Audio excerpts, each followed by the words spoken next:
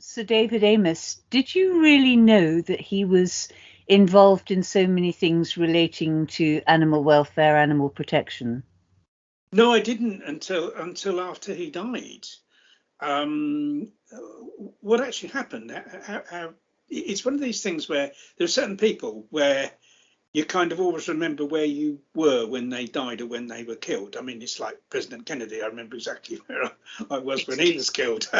Probably not many people listening to this would have been alive when President Kennedy was killed. And the same with 9/11. I remember exactly where I was at, when 9/11 happened. Yeah. And I think with Sir David Amess, it's going to be similar because I was actually in the doctor's surgery. I'd taken Louise to doctor's surgery for a blood test. And they've got like a kind of screen there that tells people when it's their time to go and see the doctor or go and see the nurse. And they have like a kind of newsreel running underneath the screen. And it came up, MP Sir David Amess been stabbed at, he was doing a surgery in his constituency. And I looked him up on my phone, and it came. One of the first things that came up was, he was a renowned animal rights campaigner. It said, and I thought, well, I kind of didn't know that. I think the reason probably I didn't know. The reason I didn't know because these days, my focus very much these days is on vegan outreach, vegan education, and he wasn't involved with that. He wasn't. I mean, he wasn't vegan or even vegetarian, although.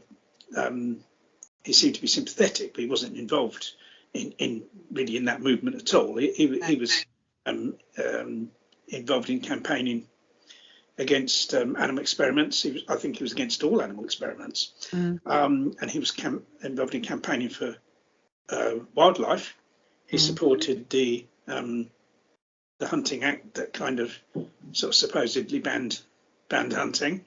And he was involved in all sorts of these other, really animal protection, animal welfare issues that I wasn't aware of because I'm not really involved in those things as my focus on being campaigning. But nevertheless, it was a huge shock, and even an even greater shock when I found out, I think a couple of hours later, that he'd actually died. That's shocking. I think he's actually the 9th MP in this country to be murdered. Did you know that little snippet of I knew that. I knew others have been killed. Joe Cox, wasn't it? I think was killed 5 years ago by some right-wing fanatic, and once again, it seems like Sir David Amess was killed by a religious fanatic, and which is appalling. I mean, it's an appalling way to die. And he was actually a Conservative member of Parliament, and they're not associated with really caring very much about animals, but he was an exception to that. But I think what would be a good idea now would be to play a short video. It's a television interview featuring Dominic Dyer. Dominic Dyer is the policy advisor for the Born Free Foundation, a big campaigner against the badger cull as well. And he was interviewed on television about Sir David. And I think playing this will give some idea of the kind of animal protection, animal welfare issues that Sir David was involved in. Let's speak to their policy advisor, Dominic Dyer. Dominic, thank you for joining us on this sad day after the tragic death of Sir David. Animal rights, why did they mean so much to him? What did he say to you about the subject? Well, he probably was the most outspoken and probably the most involved MP in Westminster in recent years anyway on a wide range of animal welfare and wildlife protection issues. I think it really came from the heart from David. He was a social conservative MP, on issues like abortion and issues like Brexit he was very much in favour of, but he was also very strong on animals and was willing to take on the government of the day, when it was taking decisions about, looking at the badger cull, for example, an issue that I've been involved with for many years, he was very much against that. He was very much against any idea of David Cameron's to loosen or to have a free vote on the Hunting Act. He actually supported that piece of Labour legislation and wanted to see it tightened and enforced, not loosened in any way. And yes, more recently, he's been very much involved in the debate about ending the import of wild animal trophies from Africa and other nations, and very much involved in dog welfare issues as well. So across the board, he was incredibly passionate, very active, both with his constituents on animal issues, lobbying ministers, and really getting out and about on campaign events for organisations like Born Free. Yeah, I mean, on the subject of fox hunting, I mean, that goes against traditional conservative politics, doesn't it? He wasn't afraid to go against the grain. He's been described as a formidable campaigner. Could you just give us an insight into what he actually did? Well, he actually changed attitudes to the Conservative Party. The Conservative Animal Welfare Foundation, Lorraine Platt, the founder of that organisation, and Chris, her husband, I know, are deeply saddened by the loss of David because they worked really closely with him over the years. But they built that into a powerhouse within the Tory party. So David was one of the first MPs that was out there speaking on these issues. And now if you see the new intake of Conservative MPs, you see Carrie Johnson, the Prime Minister's wife, of course, is campaigning with me on many of these issues. These are very, very important animal welfare and wildlife protection to many Conservative MPs, and very important to the electorate. So I think what David did was shift the sort of axis in terms of the Conservative Party on many of these issues. So today, for example, most of the new Conservative intake are completely opposed to fox hunting. And Theresa May found to her cost politically back in the last election that she fought that she lost seats on the issue, and in the end she had to accept that public opinion was not on her side when it came to weakening the Hunting Act. So I think David was ahead of the game. I think he understood what people were concerned about animals. He was passionate about wanting to protect them, and took every opportunity to stand up on those issues. I mean, a formidable ally to have on your side, isn't it? And it wasn't just local or British issues that he was aware of, because obviously international conservation was also on his agenda. He he was against the ivory trade. I mean, what did he do for that? What did he say about that? Well, the ivory trade was another, contentious issue. When Theresa May, again, fought the last election, she basically, took out a commitment in the Tory manifesto to introduce a ban on the trade in ivory in the UK. And it was something that many Conservatives were very concerned about, including William Hague and others. And I think what David did was actually push that back on the agenda. And, we now have an Ivory Act, and that's very much down to MPs like David that, were concerned in the House, that recognised that, we had a duty in the UK to end this significant trade in antique ivory that was being passed off as, ivory before 1948. There were various rules. And actually, it was ivory from animals that have been poached in recent years. We lose 25,000 elephants in Africa a year to poachers. So, there was a significant need to tighten these rules. And David was very much behind that, working with other MPs. And people like Michael Gove, in the end, pushed forward legislation that we now have. So we can be very grateful to David for that. Also, he's done an awful lot on dog issues as well. He was a great dog owner and champion of dogs. Like myself, he got involved in working with many charities, in the dog world, in pushing legislation recently on looking at how we can, have tighter sentencing for the theft of dogs. He's been working with us on the whole issue of what we call Tuck's Law, trying to ensure that vets check microchips before they euthanize animals to see if they rescue backup. Things like this that are very important moves to really improve animal welfare for dogs in this country. He was very passionate about that as well. When we hear about his passion, because this is what we're hearing a lot about, he was a very passionate MP. It wasn't just a case of putting his name to a cause or a photo of. I've seen a photo from, I think it's 2018, where he attended a ball hosted by Born Free. I mean, just how deep did his passion go when he put a name and his dedication to a cause? You'd see it. You'd see it in the way he wrote back to constituents. Lots of people raise animal issues with their MPs. Many MPs don't necessarily pick them up. They probably think, well, I've got many other priorities to deal with. David always took the time to respond. You'd have receptions in the House of Commons, as you do, and in some cases you'd struggle to get MPs to turn up. David would always be one of the MPs who would be there. He'd always be there with a smile on his face. I remember being outside the House of Commons one day, pouring with rain, with Brian May, after a debate in the House of Commons, and David was there under his umbrella, smiling away and being really, that force for change and supporting, as I said earlier, an issue that the Conservative government were completely dedicated to, this idea of killing badgers to control bovine TB. But David was having none of that. He was very, very clear in his commitment, his opposition. He was very happy to be, seen on the other side of that debate. Do you know what?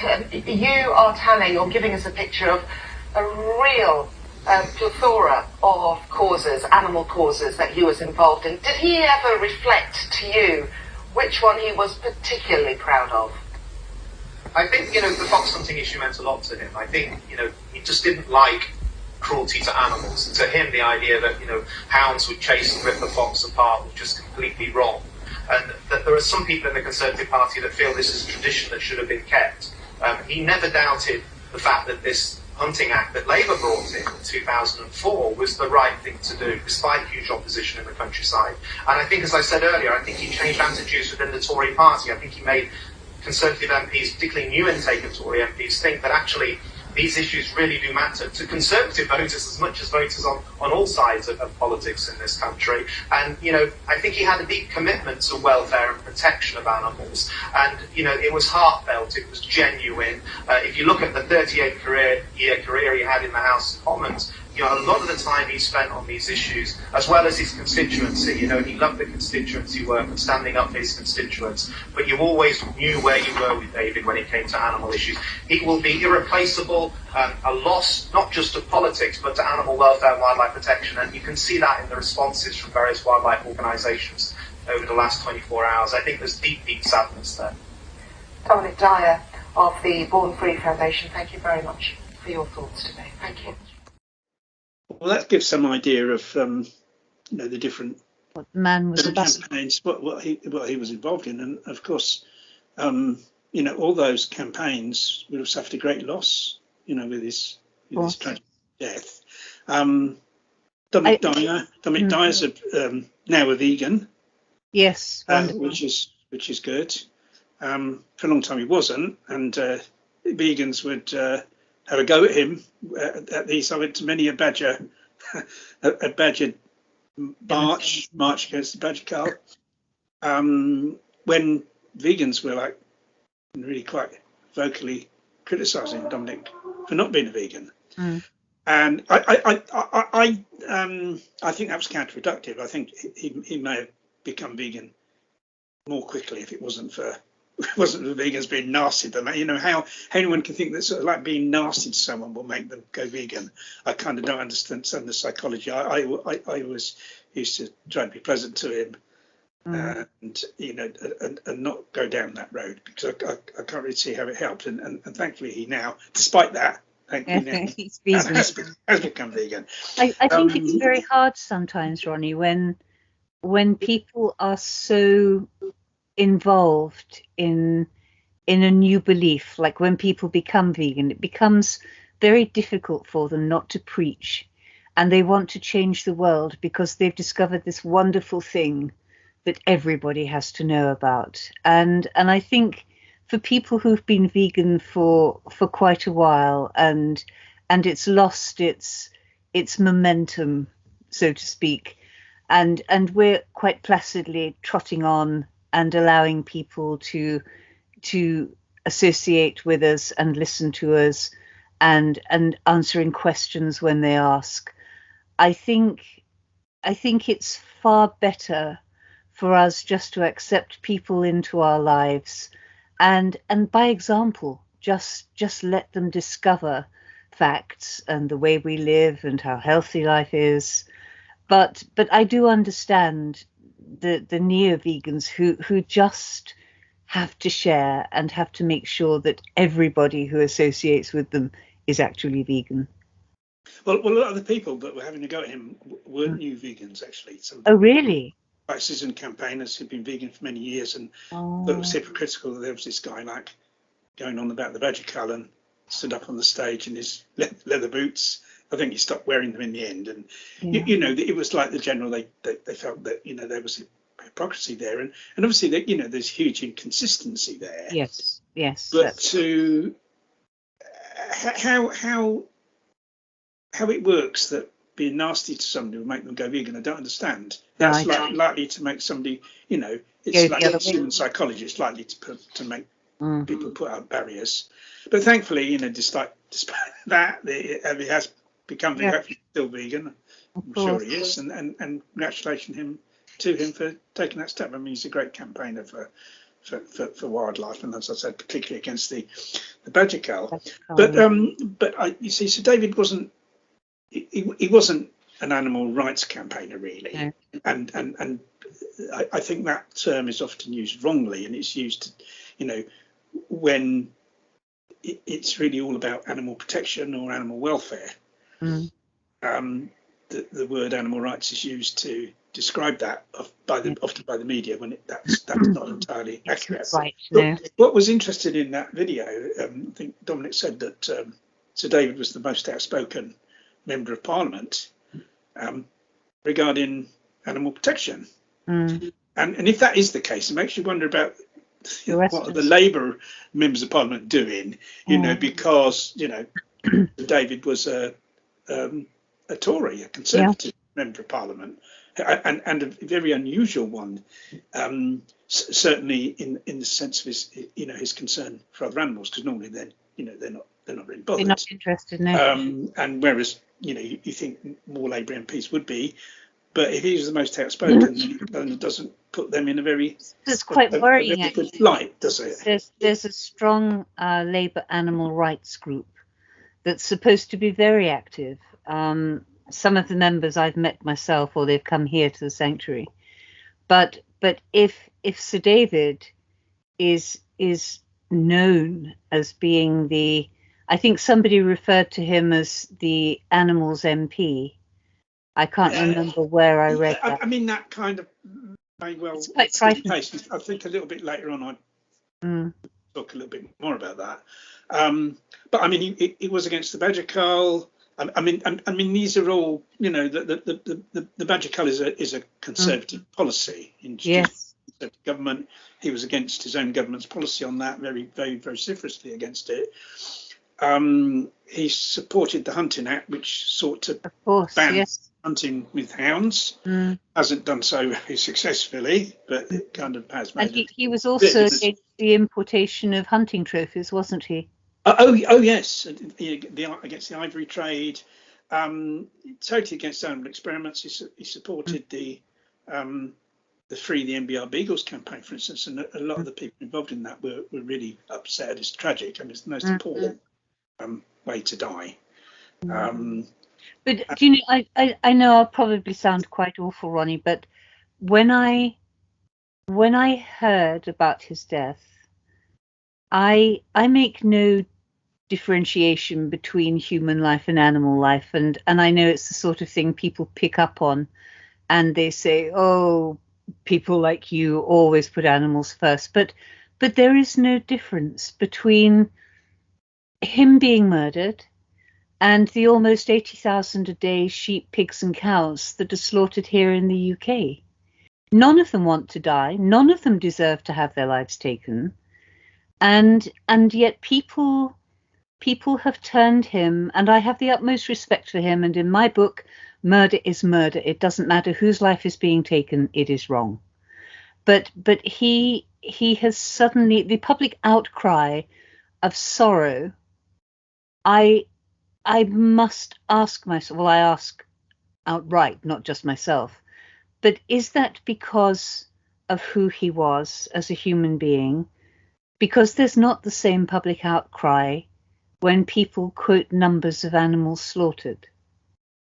No, that's true. I mean, obviously there is this, as you quite rightly say, it's just as appalling, for each individual animal that's slaughtered for food or slaughtered by humans for whatever reason. That's just appalling, and just as important as the death of any human.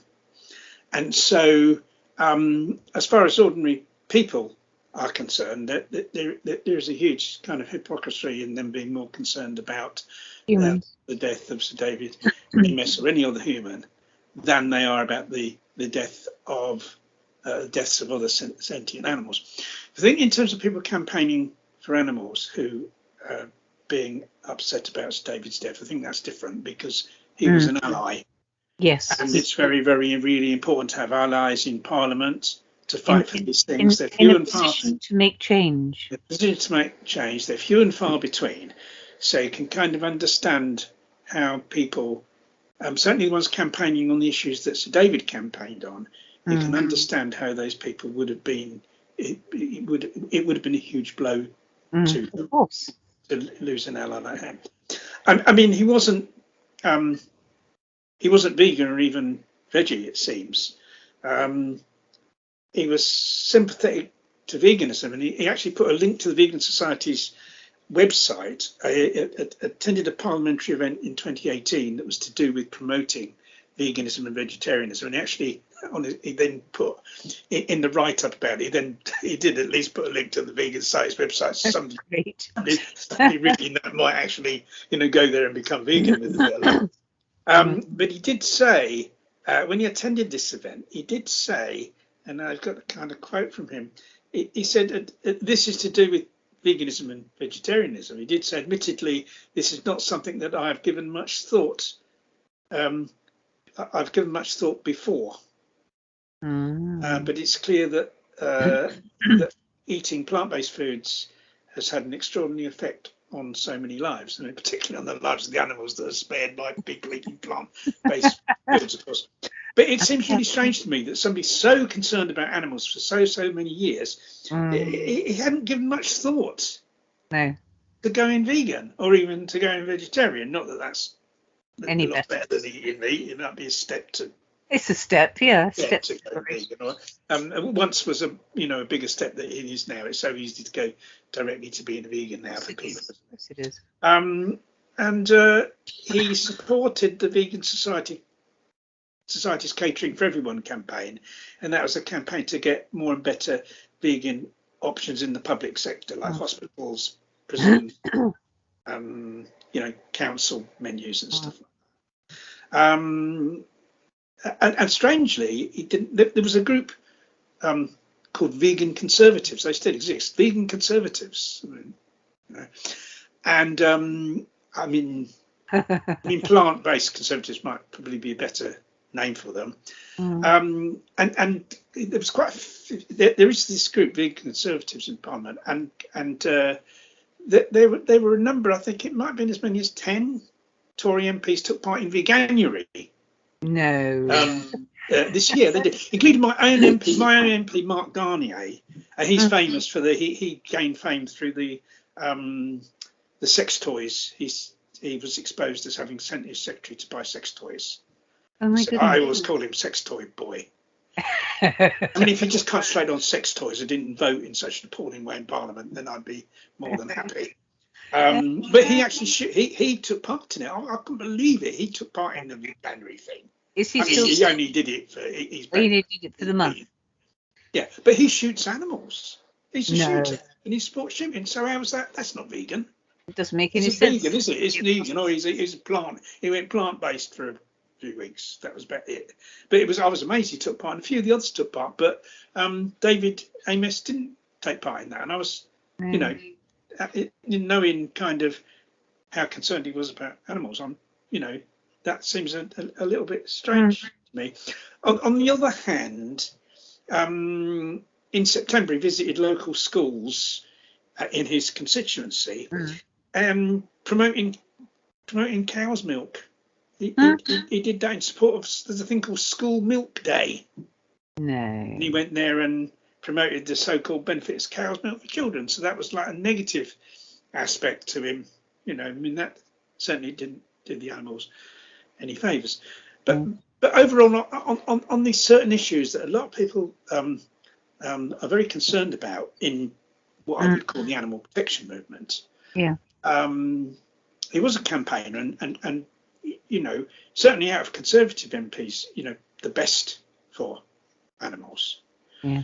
But if he was the kind of best for animals, it does kind of make you think. Very worrying about the others. Because the thing is, these issues that he campaigned on are kind of, in a sense, sort of very surface issues, aren't they? Very surface issues, kind of more populist issues with people. But I mean, sadly, he's known as being such a friend to animals, and it's obviously tragic he was killed and how he was killed. But if you kind of examine his parliamentary record, it actually shows that sadly he may well have been more an enemy of animals than he was their friend. Yeah. Because, like, if you look deeper, like, for instance, if you look at the way he voted in Parliament, first of all, climate. Now, the climate crisis is appalling, absolutely appalling for other animals. I mean, humans are running around, you know, with their head in their hands, panicking and sitting in the road and doing all stuff, aren't they? Because our house is on fire, you know, the human house. We've already burnt down the houses of countless other species, of course, with our impact on the natural world. But, like, no one was doing that when they were being destroyed. But now the human is a threat, of course, is under threat, of course. Everyone's like, well, not everyone. I wish everyone was, but, like, most people still don't give a shit, do they? But, you know, there are people that are doing stuff, and thankfully it will make a difference. The main victims of the climate crisis, the main victims of global warming aren't humans. They're other animals. They're animals living in the wild, free living beings, wildlife, whatever, you know, people would like to call them. And billions of these animals have already been wiped out through, you know, human created climate change. You know, you know, the fires, the millions of animals killed by the fires, the warming of the oceans, and how animals, you know, all these dead animals are being washed up, you know, on beaches and stuff like that, all over the place. It's actually billions are suffering and dying right now. It's not a thing that's going to happen in 2050 or whenever. It's happening now, and it's because of human behaviour, and that dwarfs. The only thing that doesn't dwarf is the consumption of animal products, probably, but it dwarfs animal experiments. It dwarfs, you know, people being cruel to dogs and cats, doesn't it? It does. It dwarfs of all of those things. You know you know, this. You know, we're talking about billions and billions and billions, and it'll get worse. Right? Okay. Let's have a look on the climate. And there's a website called They Work For You, and it's about members of Parliament, and you can find their voting. How they voted, Right, okay. Sir David Amess voted in favour of cutting the subsidy for electricity generated by renewable or low carbon methods. Horrifying. They voted to cut the subsidy. He voted to, you know, end the subsidy. So he voted to discourage, you know, non-carbon producing methods of creating electricity, right? So in other words, he voted in favour of the climate crisis. The other thing here, to do with the environment, it's very important that our forests are protected, the animals that live in them, their habitats, and that they're not exploited by commercial enterprise. He consistently voted for cutting England's state-owned, for selling England's state-owned forests. In other words, he wanted forests to be privatised in private hands, and then, of course, they're exploited and then the animals suffer, right? Fracking. Fracking contributes appallingly to the climate crisis. It does. And the actual process of fracking, the noise and the lights, is a tremendous disturbance to, you know, and the runoff chemicals from fracking go into the rivers, and there's been cases of thousands of fish being killed by those. He voted not to ban fracking. It has been banned or suspended now, but he voted not to. You see, right? Ronnie, this is a prime example of somebody who is selectively compassionate. Someone, and there are so many millions of people like this worldwide who care very much for their companion animals. He loved his dog, absolutely idolized his dog. He, as we've already said, campaigned for the abolition of testing. He didn't like vivisection. He campaigned for stopping the badger cull.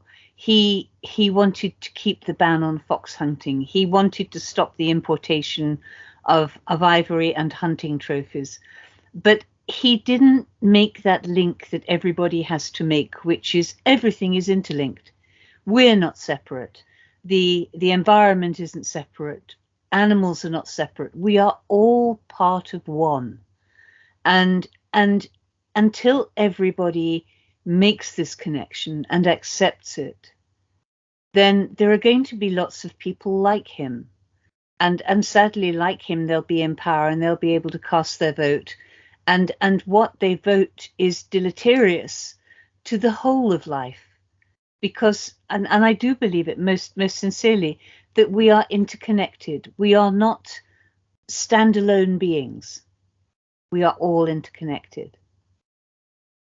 That's absolutely true, and this is why, the climate crisis has come back to kick us up the arse. You can't do those things. I mean, the climate crisis is fundamentally caused by human supremacism. It wasn't for humans thinking that they're superior to other animals. That whole process that caused the climate crisis would have never, never been started in the first place, because it would have been seen that all this industrialization and all that, and the burning of fossil fuels, even though people wouldn't have known at the time that it would contribute to global heating, they would have known it caused pollution. They'd have known that they'd have seen pollution of the rivers, that there'd have been destruction of natural areas to build factories, and the whole process of industrialization, the industrial revolution. It would have been obvious that was hugely detrimental to other animals, and that they're losing their lives, but people didn't care because it's humans first and sod, all the other animals that share our world with us. But if everyone had been vegan, humans been vegan at the time, it wouldn't have that wouldn't have happened, and so we would not have had the climate crisis. And of course, that's in terms of the contribution of the burning of fossil fuels to the climate crisis, but then a huge contributor, and possibly the biggest contributor for, is animal agriculture, and also depletion of the oceans to industrialise fishing, harm done, all these things contribute hugely to the climate crisis. But I think I can go on.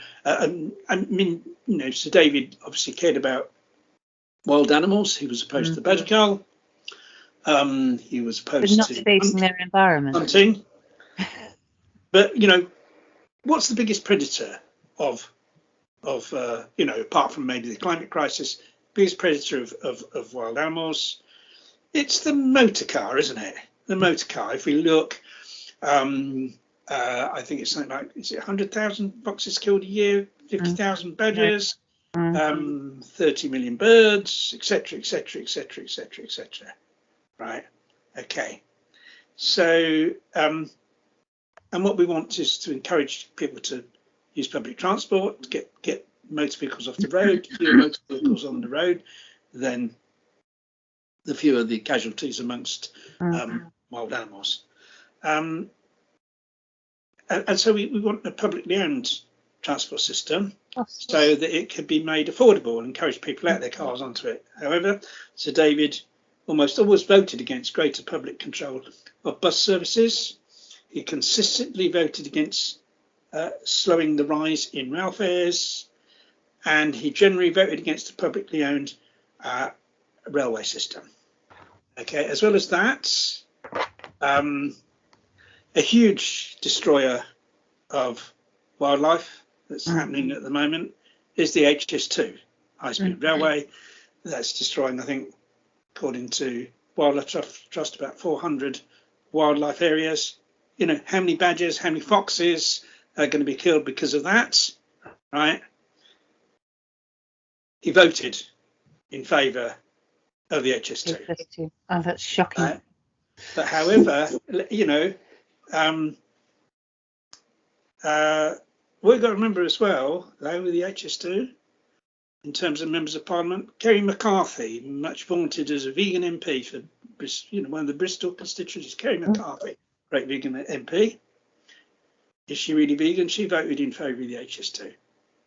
That's unbelievable. And sadly, although how aware he was, when Chris Williamson, very well-known vegan MP and ex-hunt saboteur, he's not an MP anymore, very sadly, because of his support for Jeremy Corbyn and how they've been this vicious coup against left-wing people in the Labour Party. He voted, at least on one occasion, in favour of the HS2 as well. What is it? It's not just people don't make the connection. No.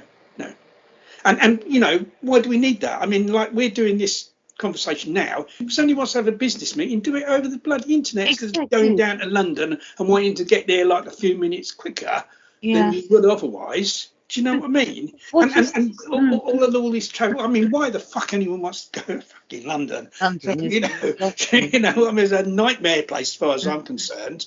Yeah. I used to live there. I mean, how I ever. The only time I would go is for demos. Go to a demo and get out of the bloody place as quickly as possible. Do you know what I mean? So anyway, so that's that. So that's another area. Right. The only good vote he did in terms of transport, he generally voted for higher taxes on plane tickets. Good. So he did vote for something that would encourage people not to, because one of the worst things people can do for the environment is fly around. Stop bloody flying. Why do you have to fly? Now I can understand if someone's got family in another country or something like that, but most flights aren't for that. Most flights for fucking holidays in Tenerife or some bollocks place that people just go there to do the same effing thing that they do in this country. Lie on the beach and fucking fry. There's no need to go there. There's beautiful places in this country. There's beautiful places just down the road. Why do you have to go in a plane, destroy the environment to just do some bollocks in another country? Well, I think especially now people know there is no excuse for people overflying. And as you say, if people have family or they have to go somewhere, that's one thing. They know the issues, therefore they can take steps to balance that out.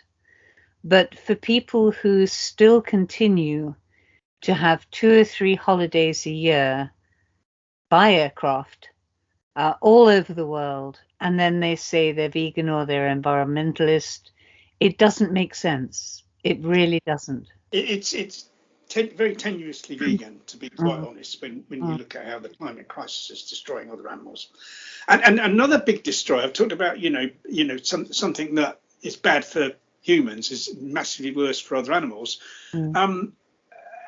Another thing that fits that category is war, isn't it? War, all bombs being dropped. Who gets killed the most by war? It's not actually humans, it's other animals. Because those cities that are bombed, there's loads of other animals in there.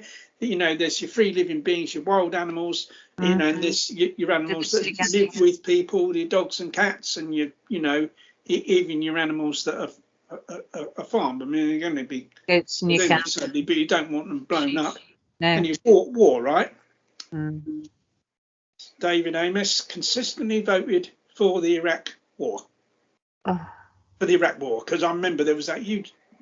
I mean, this is a Labour. This is bloody Tony Blair, the warmonger, isn't it? I think they're all as bad as each criminal. Anyway, but so that's right. Kerry McCarthy. I don't think she voted for the war. I don't know whether she was around. But she voted against investigations into it. I mean, there should have been an investigation into this bloody thing, because all this thing about there's weapons of mass destruction that never existed, just an excuse to go into another country, money in the hands of the arms dealers. You know what I mean? It's just it's the ironic thing is that Saddam Hussein was maintained. It's like Shah and Shah in Iran. They were his father, the father of the Shah, was actually put in place as not quite a puppet, because I don't think his temperament was such that he would have permitted himself to be a puppet. But he had benefits from the West, and the crazy thing is with Iraq, Saddam Hussein did at one point have the backing of the Western governments, because he could be manipulated by the amount of money that we poured into that country, and nobody said anything about the way that he ruled or his crazy sons did things until it didn't suit them anymore. And then Yeah. they manifested lies. They created such an area of imbalance in that region that didn't affect people in high up places because they could just take all their goodies and move out. But it's the people, like in Afghanistan. It's the people like you and me who are suffering. And I think, you know, one of the awful things is when you were saying then that he voted for the war in Iraq, the guy who was supposedly or allegedly the man who stabbed him could have been radicalized by things that our government brought about like that. I know this conversation with you is not about radicalization. It's not about that. Yeah, there's got to be. Yeah. But you know, one country can only abuse another country so much and make out that we're the goodies and they're the baddies, and then not expect people's minds to be turned and poisoned.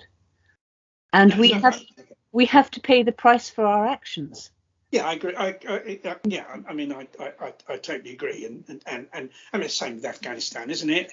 You know, the people that are now the Taliban, they were like supported by the USA, by Britain, and all that, because the Russians, you know, because the Russians were seen to be in control of that country. I will support these, no matter that they're religious lunatics. We'll still support them, right?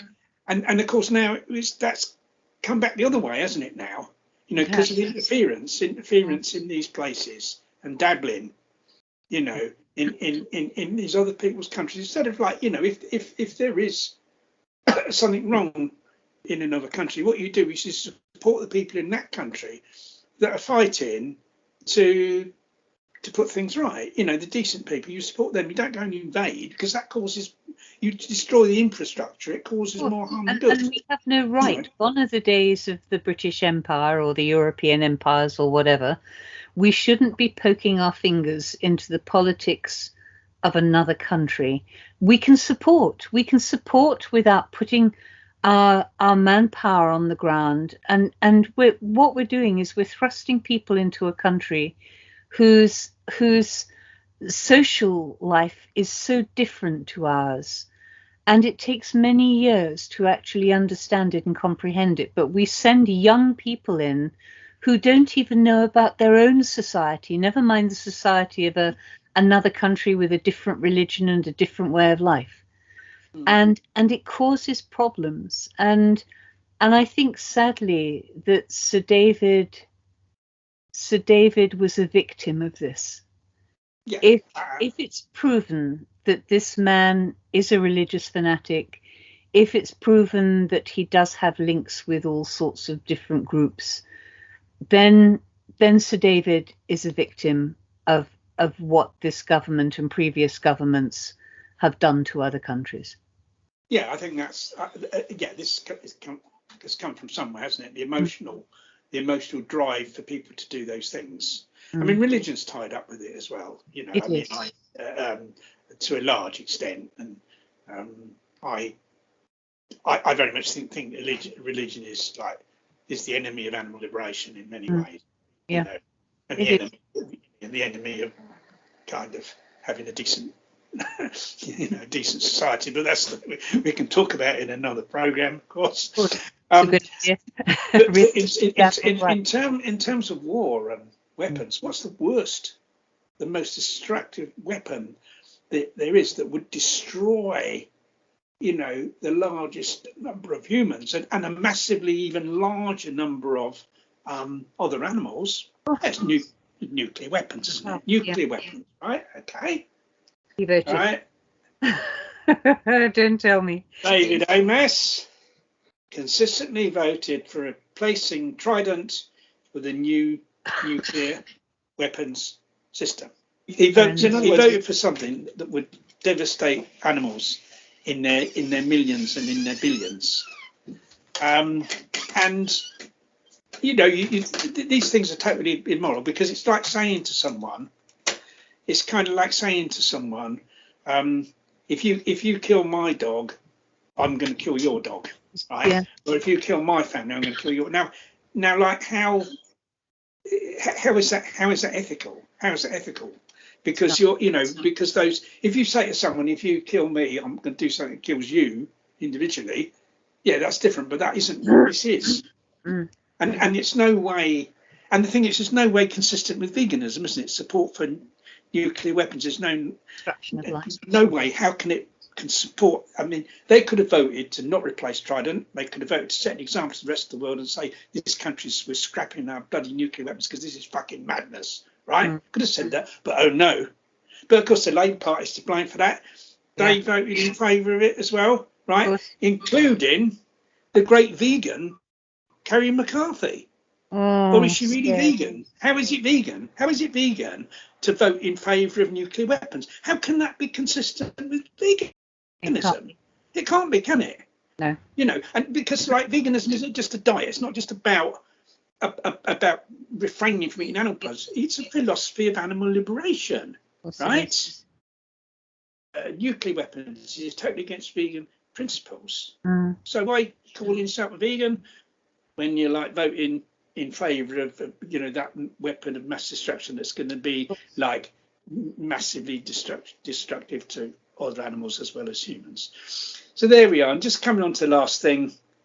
I mean, if we're ever going to get a half decent government in this country, because like one of the problems is that despite all his kind of care and concern for animals on that kind of what I've kind of shown, I think, to be a fairly surface level, really, right? Sir David was a Tory. And the thing is that the fundamental ideology of the Conservative Party is against having against us being able to create a society that is animal liberationist. It's just totally inconsistent. It's pro greed. It's pro acquisition, pro consumerism, pro exploitation, all these things, and you can't. That is a fundamental ideology, and you can't kind of you can't get out of that. That is part of that ideology, you see. And so, and he kind of bought into that ideology. So no matter kind of on these little things, really, comparatively small areas, really, where he was concerned about other animals, that kind of, he was able to do that because that didn't really contradict the fundamental Tory ideology. But that was as far as you can go as a Tory. Otherwise, you're not a Tory anymore, right? And so, and in a lot of ways, like the Labour Party are kind of just as bad, particularly with the move to the right that's kind of occurred now. It's Keir Starmer and all that. And the only way we're kind of going to get half decent government in this country is to have a fairer electoral system. We need some form of transferable vote, and then you've got a chance. Maybe the Green Party, not perfect, but massively better policies on the environment and animal protection than the other parties, would have a chance. You might get half decent government. You need voting reform. Of course. However, Sir David generally voted against a more proportional system for selecting MPs. Right? So there we are. That's the last little thing, right? Although we could say a little bit about vulnerable people, couldn't we? Let's say how was he with vulnerable people, right?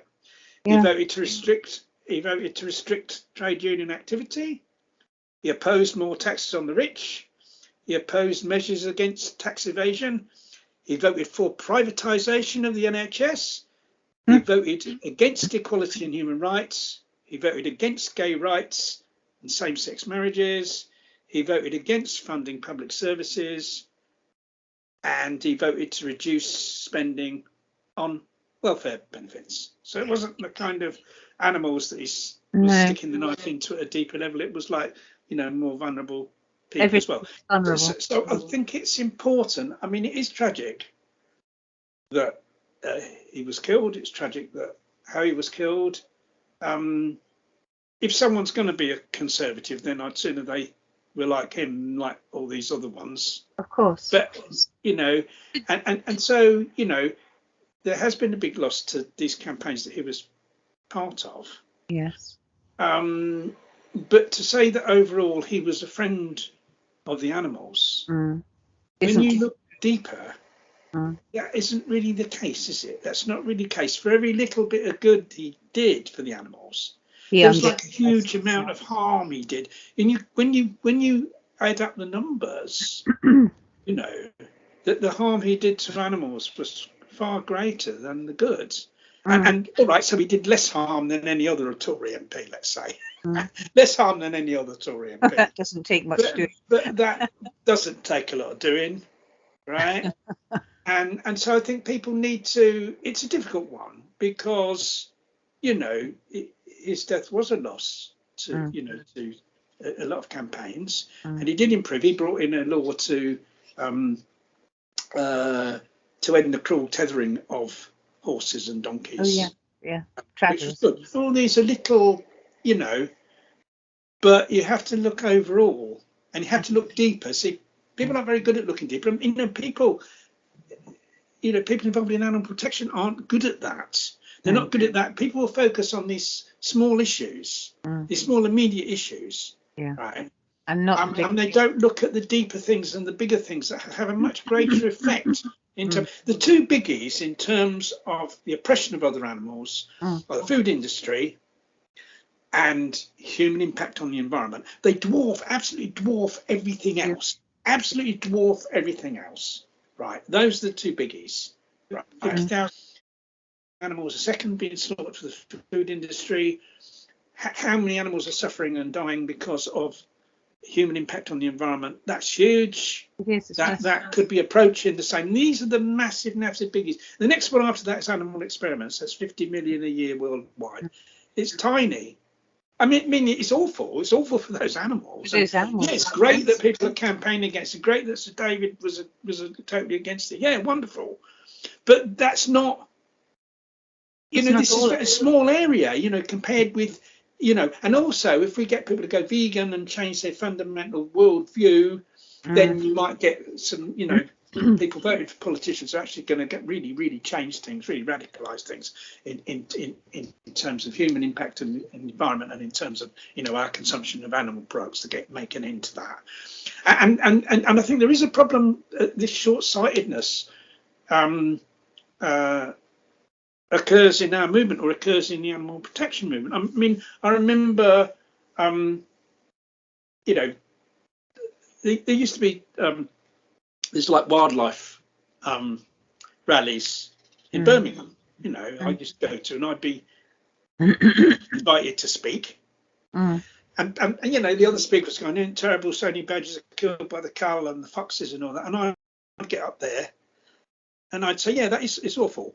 But like, hang on a minute, you know, it's not just those nasty other people that are killing, wild animals, are killing wildlife. Those nasty other people, you know, and they're the baddies and we're the goodies. It isn't like that. It's all of us. It's the way we live. Yeah. You know, well, you know, it's you know what I mean. Yeah, they are bastards, the badger colours and the fox hunters. They do need to be stopped. But like, it's that is kind of, tiny really compared with the impact that we as a species, including all of us here at this thing, we're part of that, right? Human overpopulation, hugely detrimental to other animals, right? Consumption of animal products, you know, not just harmful to the animals that are slaughtered, but to the to the environment, in terms of the climate, that if everyone went vegan and all the land that could be freed up was allowed to go back to forests, we could pull down all this carbon out of the atmosphere through the trees, so that's important, although I'd say that most people there were vegan, so that probably wasn't an issue. But then other things, transport, number of animals killed on the roads, like, through cars and all that stuff. The HS2, as I've said before, and so on and so on and so on. And a lot of people didn't like it. People didn't like me saying that. They thought, oh God, you've gone too far now. You become political, and we just want to talk about the nasty people that are going out and shooting badgers, the nasty people that are going out hunting, right? That's all we want to talk about. But that isn't. They're not the main. They are a problem, but they're not the main problem. The main problem is, how our human society operates. And the main problem is the consumption of animal products. The main problem is human impact on the environment. And those are the things we have to deal with. It's like it's like missing the, it's missing the main, it's missing the main thing, isn't it? It's not seeing, it's maybe not seeing the wood for the trees. I think we're very slow as a species to look inward. We're very quick to judge others, and it's all very nice to point a finger at everybody else and what they're doing. But I think change starts at home. It starts from within. And we all should appraise how we live, what we're doing, how we can improve things, all the changes we can make. And I think until people start doing that, change won't occur. Because we're vegan, because somebody's involved in animal rights, it doesn't make them perfect. We all affect the earth. We all have an impact. Just being here has an impact. And therefore it's our duty to actually look inward and start at home and say, what can I do to lessen the impact I have on this planet? And then start to point fingers at people when we're all perfect, and that will never come. Well, no. I mean, we can't be perfect. No. We can do our best. Of course. And I think the worst abusers. I think it's fair enough for the fingers to be pointed at those buggers. But it's just about doing our best. We can't be perfect in an imperfect world, but we can try to do our best, and we should all be doing that. Because it's not just in terms of like. Personal change can kind of achieve a lot, particularly in terms of like getting people to go vegan. That can really or adopt a vegan diet. We get enough people to do that. That can be seen to make a really big impact, and it's probably the biggest thing people can do as individuals in terms of like protecting the environment, because of the huge harm that animal agriculture and the depletion of the oceans causes to the planet and to the natural world, right? And then other things, try the best to other ways to reduce impact on the environment. But a lot of stuff needs government action. A lot of stuff is systemic. It's a system, and it's difficult for people to kind of, as individuals, do anything about that. I mean, like I talked about public transport. While so many people are forced to rely on cars because public transport is so shit, and because of the way work is organised and all that, like we're limited in our, how we can change. We can do our best, but we're limited in how far we can go because of the system and because of the, how society is organised, and that demands government change, administrative change, and so we need to elect the right people who are going to make those structural changes. And once again, in a sense, that's down to educating people as individuals, because they're the voters, and they're the people who are going to vote in. Like 30% of people eligible voted for a fucking lunatic, didn't they? Boris Johnson. It goes to show the state of, like people in our society that they voted for that clown. You know what I mean? And this just goes to show that we have to educate people. Otherwise, they're going to carry on voting and voting. And that worse people are being voted in. Look at Trump. Exactly. Back. A couple of decades, one decade, it would be unthinkable that he'd be elected. It would be unthinkable 10 years ago if somebody like Boris Johnson would be elected, but they have been, and it goes to show that something's fundamentally wrong in society, and we have to. The only way to change that is through education, educating people, educate them to go vegan. In terms of, like, first of all, through changing their diet, because the main way that people as individuals oppress other animals is through the food they eat, right? But then it goes further than that, to carry on that education about other things and about, politics, so that they kind of then, will actually vote. It's not enough, it's not enough being against what's happening to animals. if the government's not doing anything about it. I mean, for decades and decades and decades, a huge majority of people in this country were against fox hunting. And it was only, you know, how long's that law been in now? I think 9 years or something, isn't it? It's not that long, and still, you know, it's very weak, and they're still getting away with it, aren't they? You know, of course. But so it's being against something, even a majority against something makes no difference. You've got to get the right people in Parliament to vote the right way, and people as individuals can affect that through how they behave politically, voting. It's just a whole way of educating people to behave and to think differently, and that's kind of vitally important. And but people are afraid of thinking differently, Ronnie. I think worldwide people are few and far between who actually think for themselves. They seem to absorb whatever is put in front of them by a government or by a political party, and they don't chew it over. They don't disseminate it. They don't look at it. They just accept it, or they don't accept it, one or the other. And I think more people just accept what they're told than those who don't accept, than those who question. I think it's brainwashing, isn't it? Because you've got all the media pumping out, you know, all this propaganda, you know, that's pro, you know, neoliberalism, pro capitalism, pro consume, you know, eat meat, drink milk, and all that. It's all propaganda all the time, you know, so people become brainwashed right from day one. But we have to counter that. The only way to deal with that is to counter that. We've got to counter that with our own information. There's enough of us, but you think a number of vegans go out there and do the education, and the problem is that there's so few vegans do it. But we could overrun them. We could overrun the other side. We haven't got the money, but we've got the numbers, or potentially we've got the numbers. But I mean, coming back to the vegan thing, it's like, you know, for all his concern, and I think, you know, that Sir David Amess was somebody who was you know, like he did, kind of, you could say, he loved animals in inverted commas, like his, you know, his dogs and other ones that he cared for. But like, if he truly loved animals, why wasn't he a vegan? It's easy to be vegan. Why wasn't he a vegan? You know, what about the cows and the sheep and the hens and all these animals just as wonderful as the dogs that he loved? They are. You know.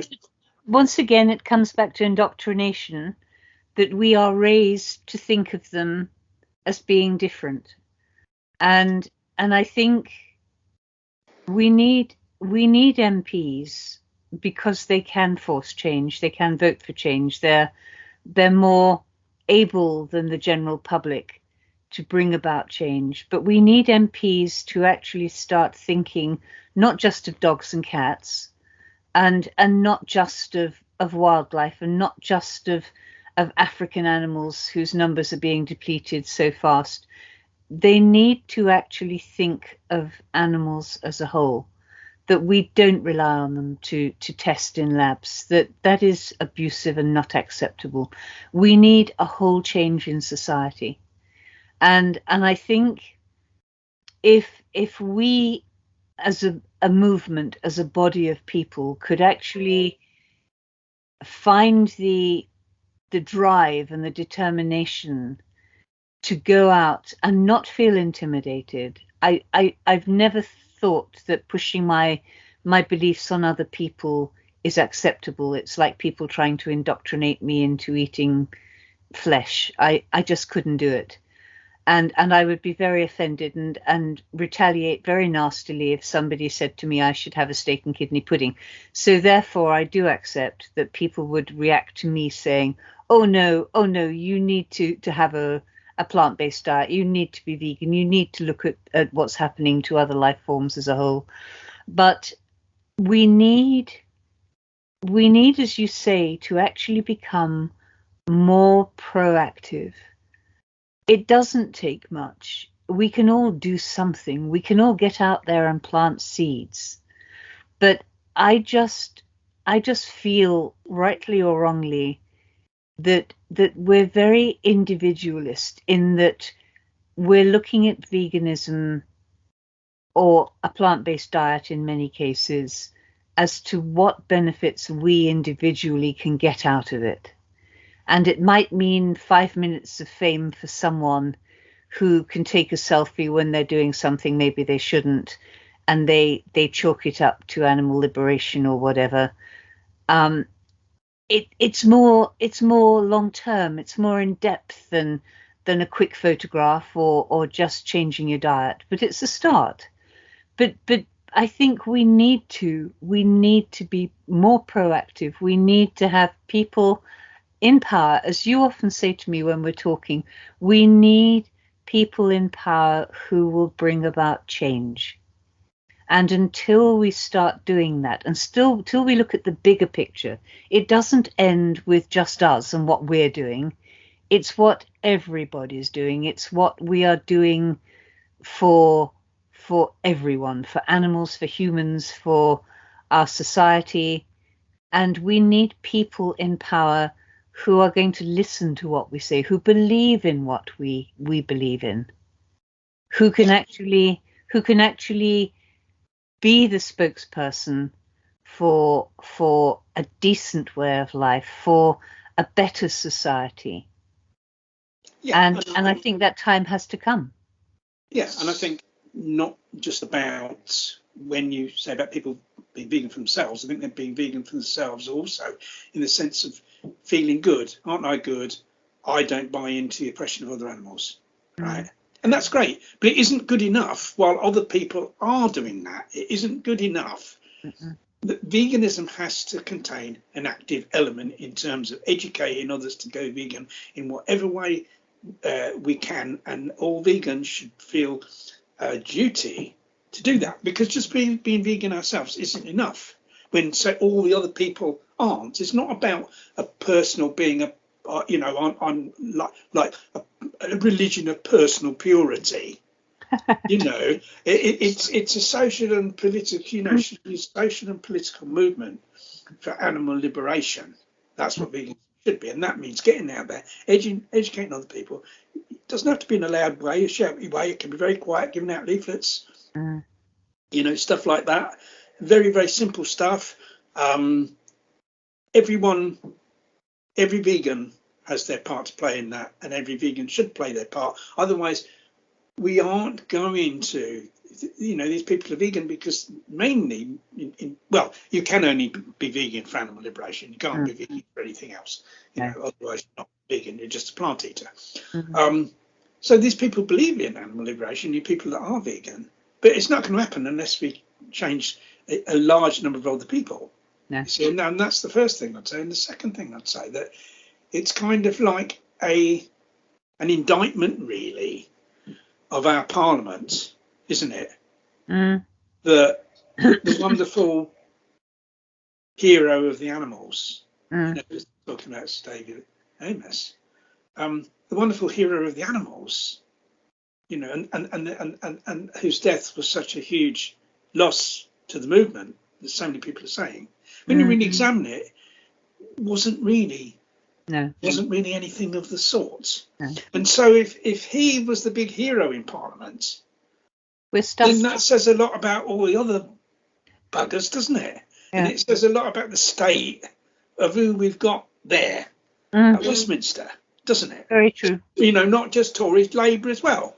Like how much they're really bothered about, other animals and all the things that affect them, like including, human impact on the environment. And so we have to elect people to Parliament who are like totally, massively more radical than those people that are there now in their fundamental view of the world, in their fundamental attitude to other animals. We have to elect people to Parliament who are animal liberationists. Exactly. Now, whether, long term, when you're talking about Parliament, I'd like to see a totally different political system where it kind of wasn't like that. But that's what we've got for now. And so we need while we've got it, we need the best possible members of Parliament we can get. And the only way we're going to get that is educating loads more people to go vegan, so they vote for the right people. And so, more vegans become those people, become those politicians. you see. And so I would say that, to kind of conclude really, that, I feel greatly saddened that Sir David Amess was killed. His death was horrific. It was a tragedy. It was a tragedy for the, for the many animals that he fought for. It was a tragedy for the people that fought alongside him. And it's very, very sad because, now there's no one. Whatever his shortcomings, as we've discussed, he was the best. He was in many ways the best of a bad lot, wasn't he? Yeah. And now all that's left now is the bad lot. There's one or two others that do stuff for animals, but so and that is like really the fact that he's been so vaunted, goes to really show the state of our Parliament in terms of concern, real concern for other animals, and real concern about how they're oppressed by humans. But we can change that, and fundamentally we change that by educating as many other people as possible to go vegan.